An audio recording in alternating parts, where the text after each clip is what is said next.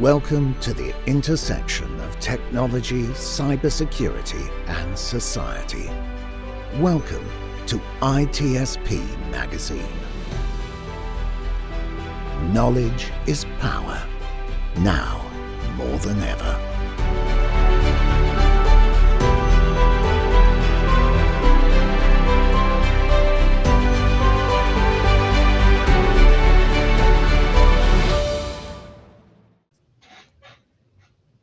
All right, and here we are. You're very welcome to new Redefining CyberSecurity podcast episode on ITSP Magazine.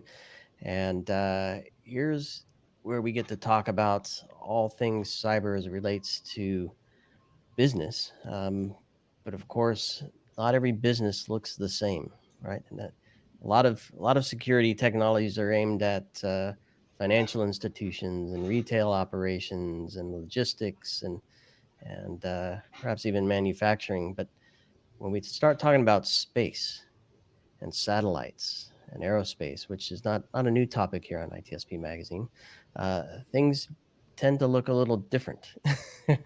And the systems look different, the communications look different, the knowledge required looks different to deploy and also secure these systems. And we're going to talk a bit about that today and a program and a capture the flag, a CTF that a team does called Hackasat, where they'll describe it much more eloquently than I, but people get to come together and have fun banging on satellite technologies and see what they can break.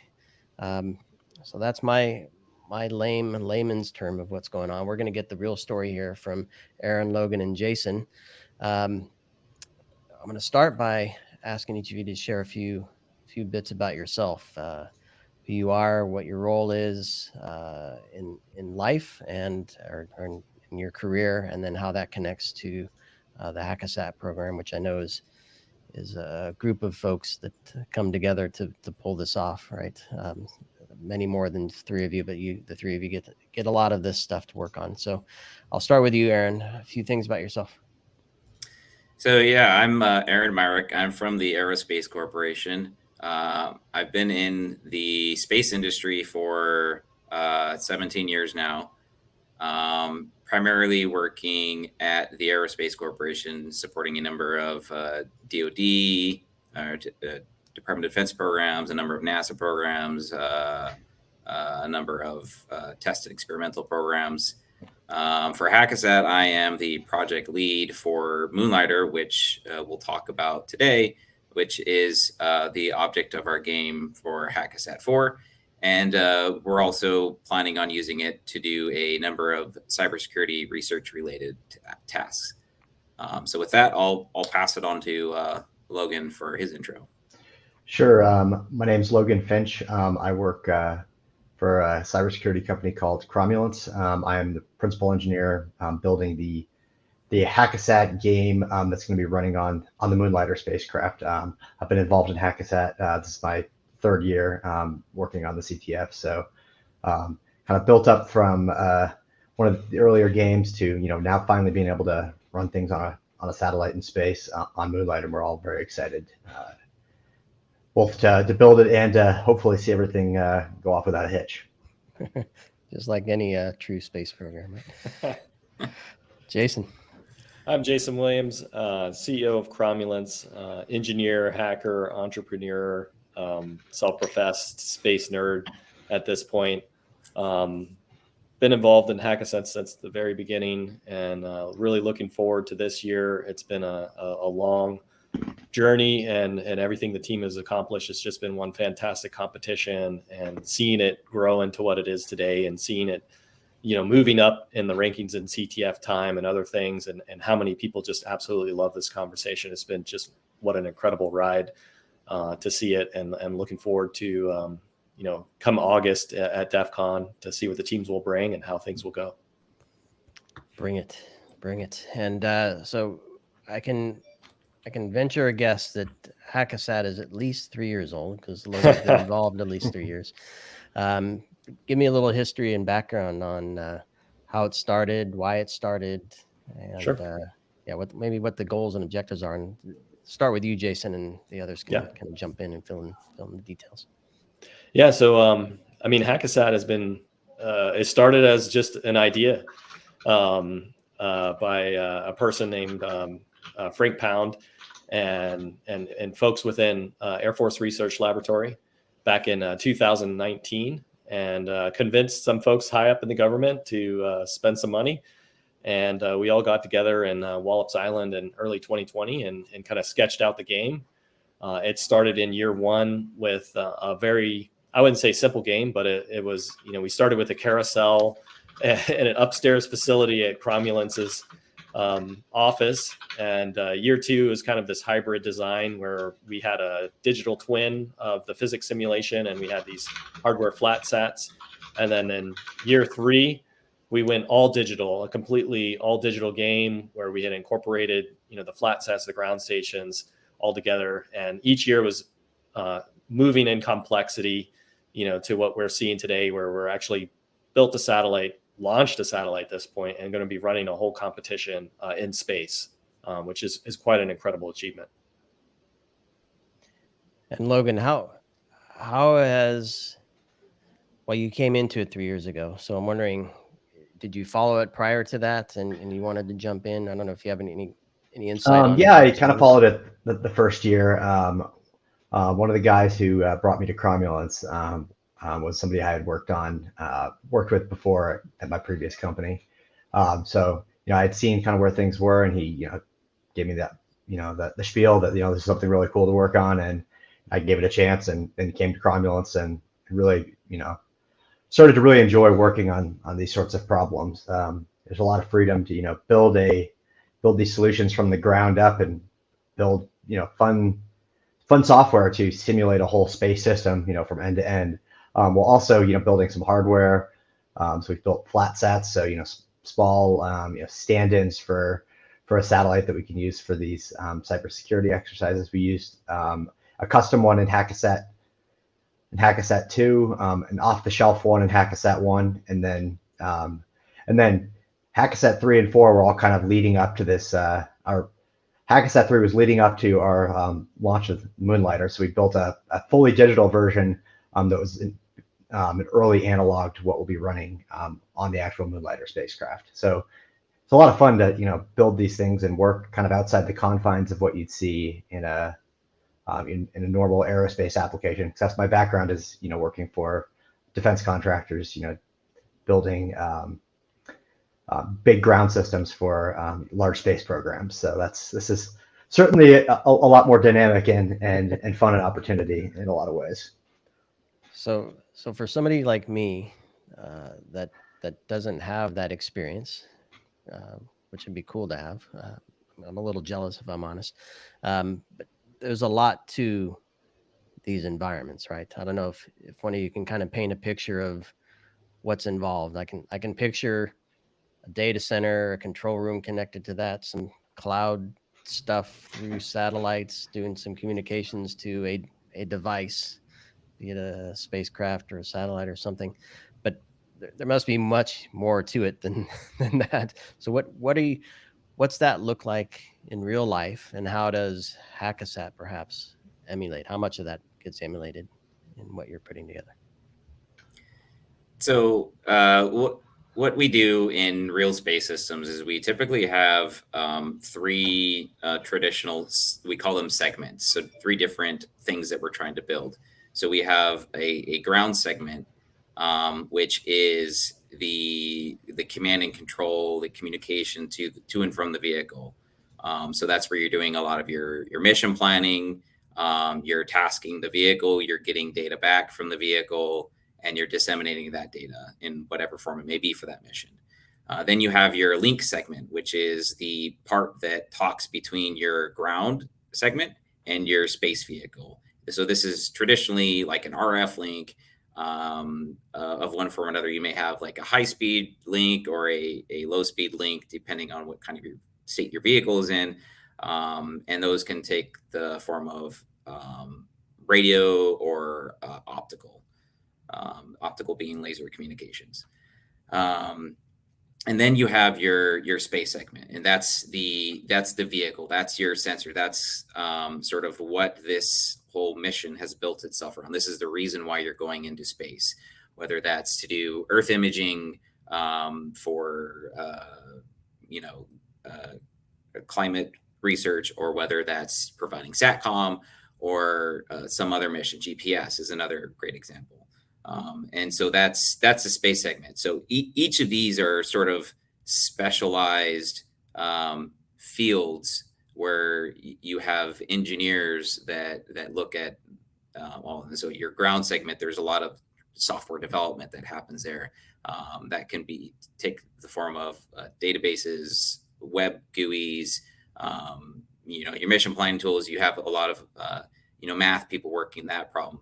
On the space vehicle side, it's more of an embedded systems problem, where you have to have these actuators and sensors kind of cooperating and controlling the vehicle in a way that makes the mission happen. So broadly speaking, that's kind of what goes into a space system. There's also a fourth segment that we often don't talk about, even though we should, and that's the user segment. The user segment, everyone probably listening to this podcast is part of a user segment for GPS, because they directly receive signals from the vehicle, and they process those and determine their position on the Earth, and also get time from GPS. Yeah, really interesting. And as you're talking and describing that scenario, I was just wondering, are there many laser traffic sniffing tools out there and people that are experts in using them?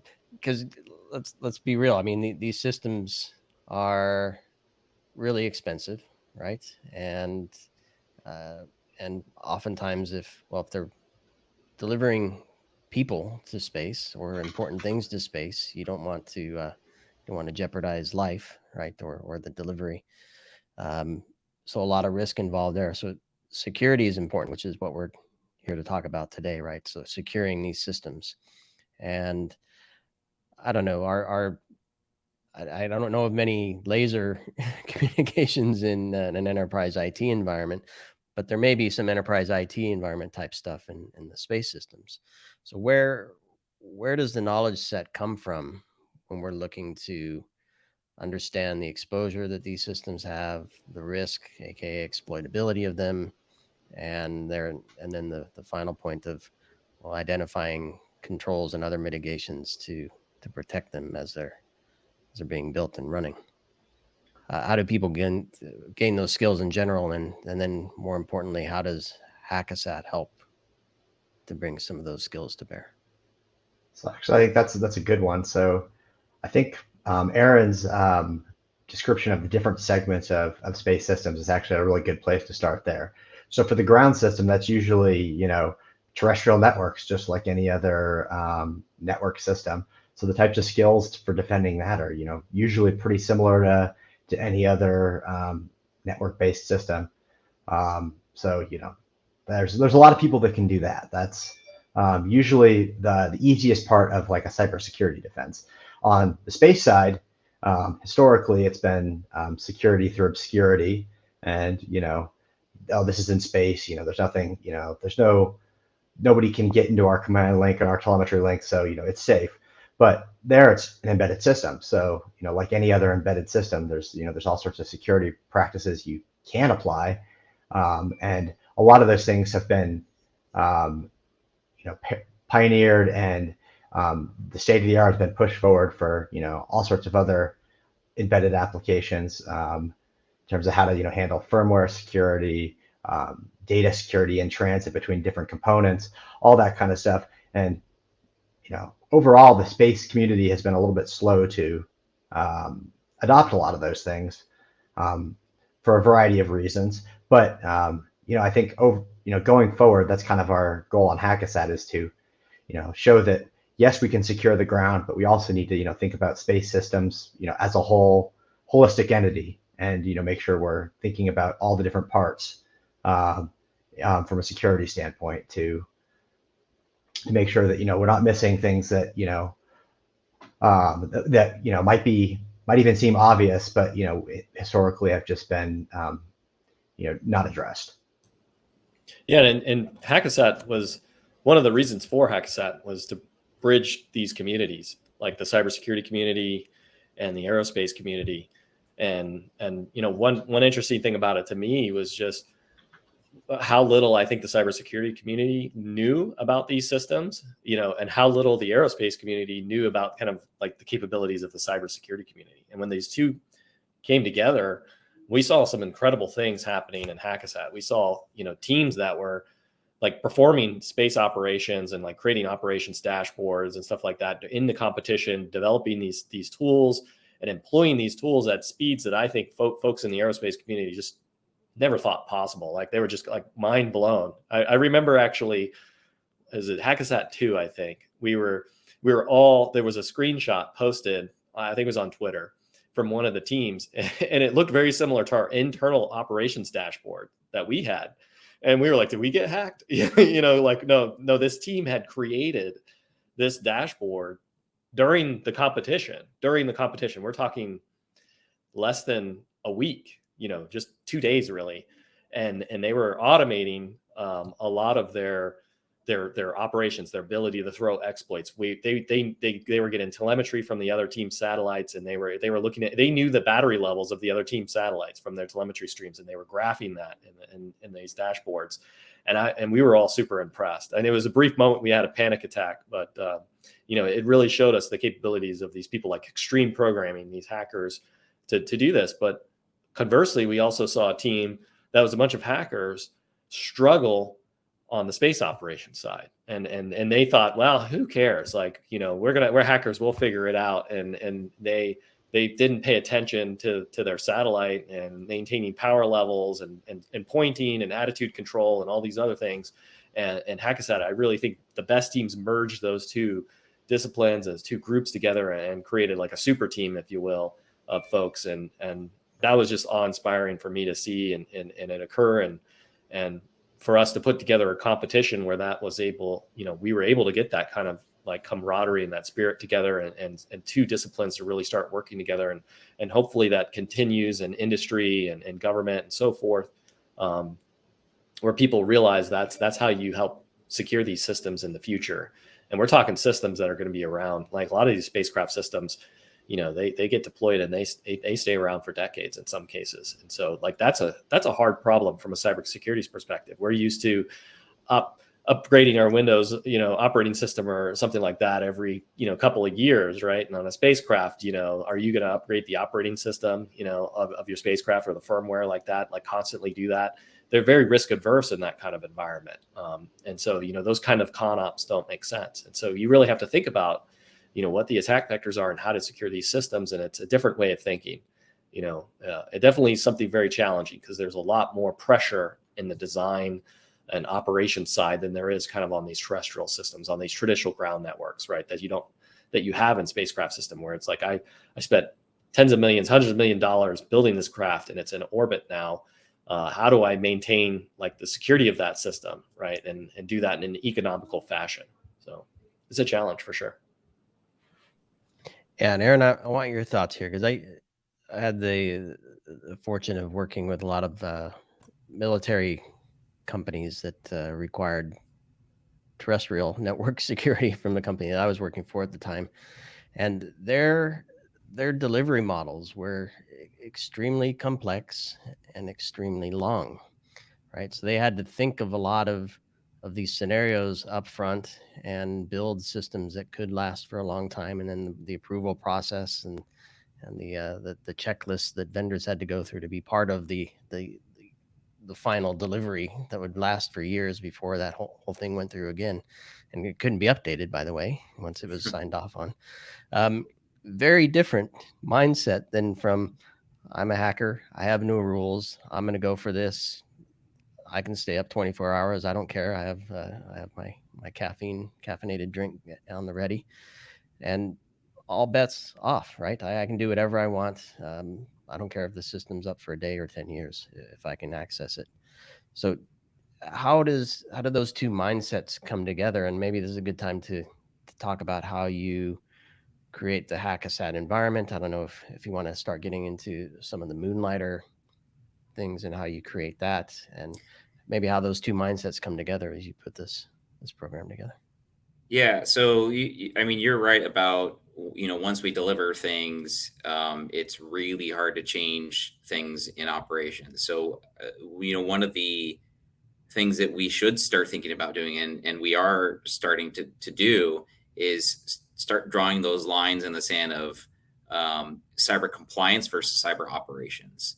So compliance is, making sure you do your vulnerability assessments, your reporting is done, you're logging all the data.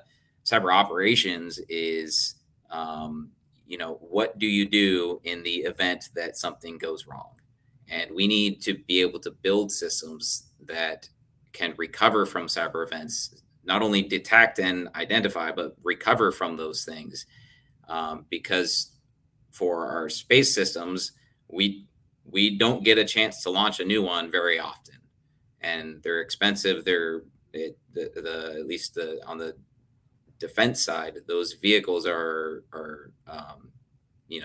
they're few and far between, and they take a long time to build. There's a lot of engineering behind them, so we can't have it so the small things trip us up. And so that kind of led us into what we wanted to do with Moonlighter, because I was there with Jason and Wallops back in 2019, and we wanted to do something on orbit, and we kind of had to constrain that quite significantly, because when we're doing a cyber activity or cyber exercise with another mission system, it's potentially putting that mission system at risk, right? So that's really hard for people to bite off on. So what we said early on is that in order to do this right, in order to have a proper environment where we can do this kind of research and kind of understand the problem a little bit better, is to build something from the ground up. So we bring the cyber people into the room, into the design process, and say, hey, we want to build a vehicle to do X, Y, and Z. How would you guys go about attacking it? And so then from that, we started building in either protections, mitigations, alternate paths of doing things that we would need to do for recovery of the vehicle. And that's sort of how we ended up with Moonlighter as it is now, by bringing cyber people into the room and bringing them along with the design process. I love that. And I want Logan and Jason's input on this as well, because I mean, all too often we build something, toss it over the fence or toss it into the market more appropriately, and hope for the best. And then we get alerted when there's something wrong. I love that you brought the analysis part up front into the design, which I think even just analyzing a system in the real world, it's hard to do with space. I don't remember the last time I found a spacecraft available on eBay for me to buy and hack. So having an opportunity to be part of this part of the program is super cool as well. So I don't know, Logan, Jason, any additional thoughts on this? Yeah, so I mean, Jason and I were both involved actually in the some of the design work that went into building Moonlighter, and we were able to influence certain aspects of the design to hopefully make it look like what we've both built before, and make something that's flexible that we can both build and run a cyber competition on, but also something that can act as a test bed for this kind of research going forward, since it's a very unique platform to be able to set up and do this, a cybersecurity evaluations on orbit. We wanted to make sure we thought about what would we want there, and what sort of system would we want to provide to the end user that would be using the platform. Can I maybe, Jason, if your thoughts in general, but also without giving anything away, of course, changes in how something was built or designed. Did you, this communication channel is rife with weakness, or this or this operating system, or this particular piece of hardware is vulnerable to exploit or whatever. I'm making stuff up because I don't know. What can you share with us that doesn't give the CTF away, that says, being part of this early on, we were able to create a much more resilient system? Yeah, I think, later. Yeah, it's not going to give anything away, but it's a challenge, right? We're going to invite hackers. We're going to let them on the spacecraft, right? And we're going to let them do what they want, like in this protected domain, and we think it's protected, right? We want it to be protected, right? And that's actually, normally you protect at a different perimeter, right? Like you would protect at the ground station level, or and like Aaron said earlier, in that architecture. But here we're putting them right onto the vehicle and putting some of the world's best hackers, I'll say that, they truly are, onto this vehicle. And so there was a lot of design challenges, from us. I would go back to organizing CTFs. I was part of a legitimate business syndicate for DEF CON CTF, and look at it from an organizer perspective. And, things can and do go wrong, right? And as an organizer, there's a lot of challenges now. We have to talk to a spacecraft and as the organizers. And so, our view of the world is through these contact windows, just kind of like the team's view of the spacecraft is. And so there's an number of challenges that we had to overcome, and risks and things like that we had to incorporate in the design of the spacecraft. And I think those are things you can learn actually and apply maybe when you take this posture as a designer of spacecraft. Like, okay, what if the worst case scenario came true and a threat actor managed to get onto my spacecraft, get onto my command and control network, and what if they were able to take over some component on the spacecraft? How do I know that I can get them off and get that system to be resilient? Because like Aaron said, are you going to relaunch your satellites, or are you going to go up there and capture them and forensically analyze and try to provably remove the threat actor code? And obviously you have a mission that you're trying to accomplish. And so it's a very dynamic environment with very limited access that you have in introspection of the system. These downlink, these links, they're precious, right? Like, we still haven't mastered the way to make data links better. They're getting better, but we don't have like your 10 gigabit Ethernet connection, right? We don't have that Ethernet connection to your satellite. And so these were all aspects we had to incorporate in the design, in our dynamic of the game and designing it. And it's, I truly think it's one of those really challenging things. And the team has come up with, something really cool and creative. And, there's room for innovation for sure in this domain. And I hope, this kind of competition continues to go on, because it really is challenging a lot of disciplines, a lot of engineering, cybersecurity, concerns and that sort of thing. And I'm going to get to the actual event at DEF CON in a second. Logan, I'm going to back to you, and maybe Aaron, if you want to chime in as well. But if I'm not mistaken from what I heard, this isn't take a system and virtualize it or replicate it in an environment that can be hacked. This is, you're creating a research platform or development platform that you hope to use for real, that you've designed with security people to be part of that up front. And now you're letting them play in this environment that is maybe not, I don't know, maybe it is commercial, but destined to be commercial in some sense, open to play with now at Hackaset. Did I capture that correctly? I think that sounds good. I think kind of, our philosophy was to have a sandbox for cybersecurity in space, a area where the resiliency of the system is, hopefully, well defined, and that we know how to recover things, but able to still provide, something that where meaningful, research and interactions can occur. So we can, both, see what some of these teams end up doing, and hopefully learn from them, and also, just by designing and building this, we're learning about, what would it take to actually, incorporate this sort of design principle into other systems as well. because that's the key, right, Aaron? Is it's not just to have fun and bring these communities together. It's to actually make space safer. Yeah. So, one of the interesting trends that we're sort of seeing in the space world, at least that I've been seeing, is as the cost of launch is being driven down, um, satellite systems are much more open to taking on commodity hardware, and we're talking like industrial grade components or automotive grade components, because they, at least at the low Earth orbit, they can survive those environments still. So the processing power that's in the automotive community with their automation, self-driving cars, is actually driving some of the software that we're putting into some of our space vehicles. So some of their real-time operating systems I've started to see move over into the space community.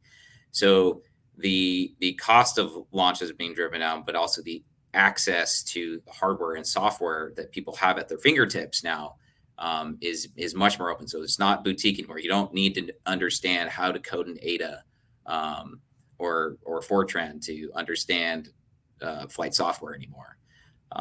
So it's very interesting. And so one of the things that I enjoy from Hackasat is understanding how different teams approach the same problem, and the things that we can learn from their approaches, the things that they build.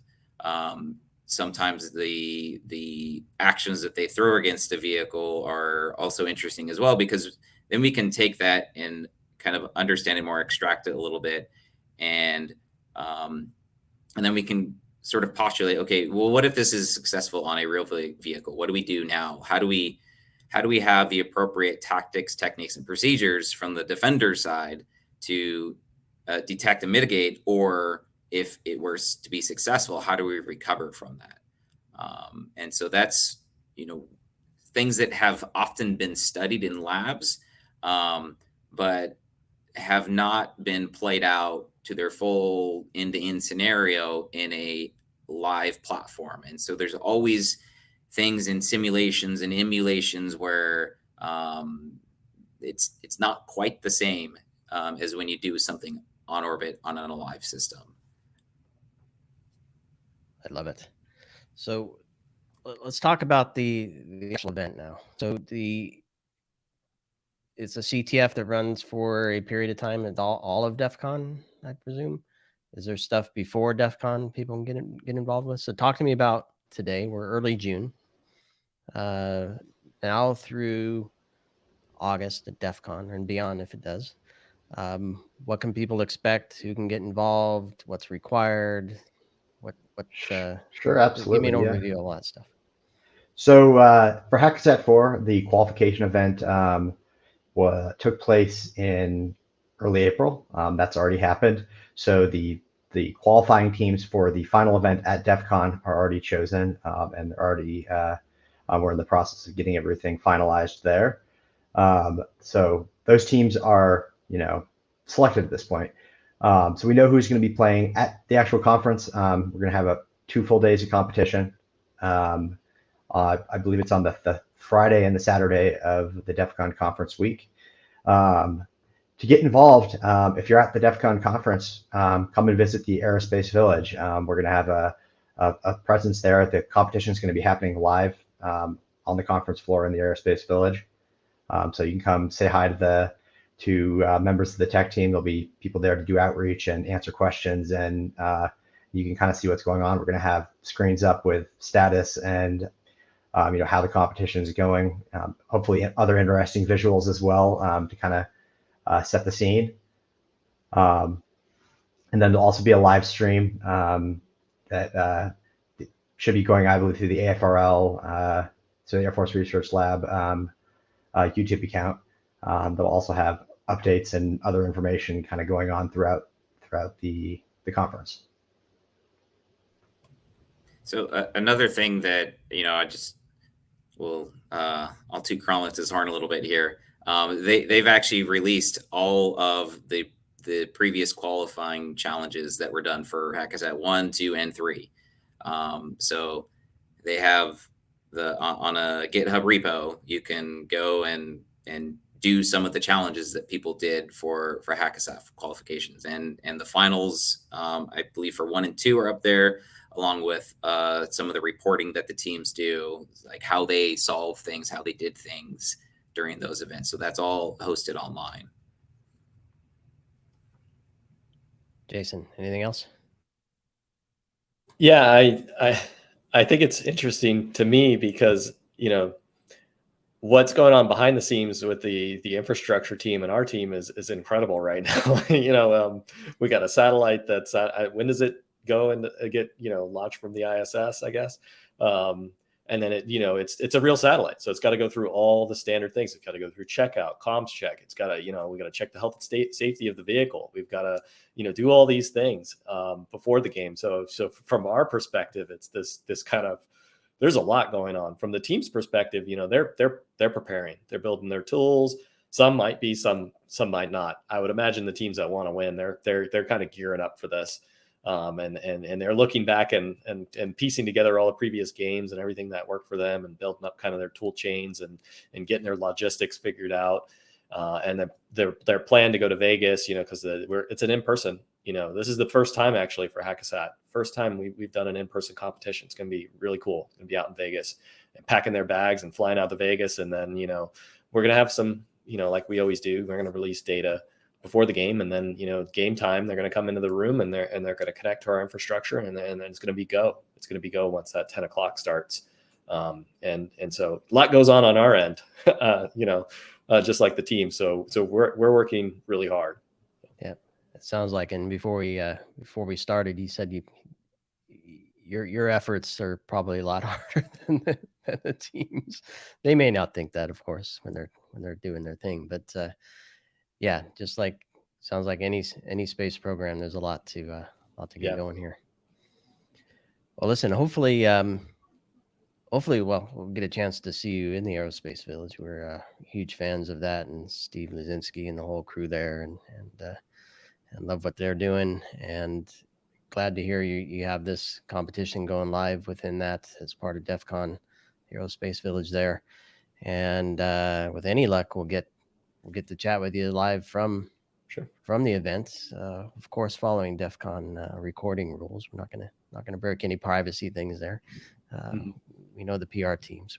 We try to be friendly on that respect. But yeah, so we wish you the best on that for sure. And hopefully, for those that aren't participating, I guess the question for them would be, outside of the grander Aerospace Village experience and what they can gain from that, what can they do to watch or participate, or at least watch the live CTF? What can they do? The screens, and what else? You guys are going to be there to chat with them as well, right? Yeah, I would say that follow Hackasat Twitter, because they're gonna put out all the links for all the streams or YouTube events that they do. So that would probably be the best source of information for the current happenings of Hackasat. And then, you know, if you go onto hackasat.com, you'll find a link in the players corner of the GitHub repos that I was talking about earlier. Love it. All right. Well, Aaron, Logan, Jason. Hey, yeah, Sean, I got one more thing to add. Shout out to the United States Space Force and the Air Force Research Laboratory. They made this possible. And so, you know, it's been an incredible journey. I think everybody appreciates, you know, what they've done, what the U.S. government's done for this in the aerospace community. I certainly know that we have. And so I just want to recognize that. Yeah, absolutely. And I appreciate that call out as well. And I kind of alluded to it at the beginning, but I mean, it's a whole group of you. Now, 3 of you are here representing, and I'm grateful for that. But there's a big team that helps pull this all together. And shout out to all them on your behalf from me to make this possible. So,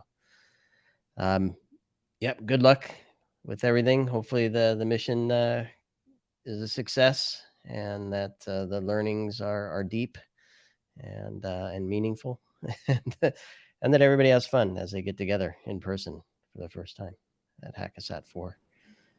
So thanks, guys. Thank you. Yeah, thank you. Thanks. And thanks everybody for listening to this episode of Redefining Cybersecurity. And of course, there'll be a slew of links in the show notes to the things we talked about today and our guests' profiles. So if you want to reach out to them, you can connect with them as well. So thanks for listening, watching, sharing, subscribing. Keep well, everybody. Talk to you soon.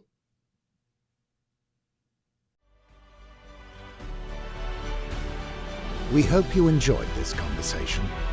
If you learned something new and this story made you think, then share ITSPmagazine with your friends, family, and colleagues. If you represent a company and wish to associate your brand with our conversations, sponsor one or more of our columns. We hope you will come back for more stories and follow us on our journey. You can always find us at the intersection of technology, cybersecurity, and society.